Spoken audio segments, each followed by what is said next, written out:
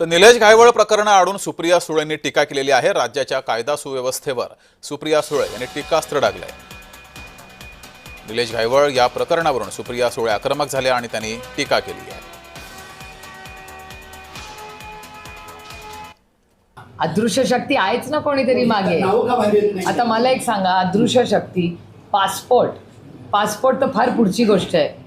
आमचे कष्ट करणारे शेतकरी जेव्हा फॉर्म भरतात ना कर्जमाफीसाठी किंवा नवीन कर्जासाठी, तर त्यांना लोन 1 मिनिटात रिजेक्ट होतं। इन्शुरन्सचे पैसे जेव्हा मागायला जातो शेतकरी, 1 मिनिटात रिजेक्ट होतो। तुमचं मूल शाळेत गेलं 0.1% ॲडमिशनला नाही जमलं तर रिजेक्ट होतो।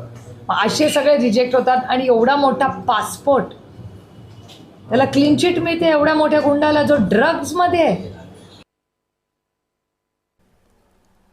तर निलेश घायवळ हा परदेशामध्ये फरार झालाय, त्यावरून सुप्रिया सुळे यांनी अनेक सवाल उपस्थित केलेले आहेत। सर्वसामान्यांसाठी एक न्याय आणि गुंडांसाठी एक न्याय आहे का? कायदा सुव्यवस्था कुठे आहे, असा सवाल सुप्रिया सुळे यांनी उपस्थित केलाय।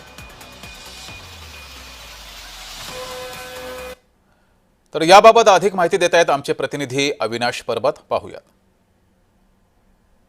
पुण्यातील गुंड निलेश घायवळ याच्यावर पोलिसांनी आपली कारवाई कडक केलेली आहे। गेल्या 2 दिवसापासून पुण्याच्या त्याच्या घराची झाडवरती जी आहे ती पोलिसांकडून करण्यात येत आहे। जवळपास 10 तोळे सोनं, काही चांदीच्या वस्तू, त्याचबरोबर काही जमिनींचे कागदपत्र देखील पोलिसांनी जप्त केलेले।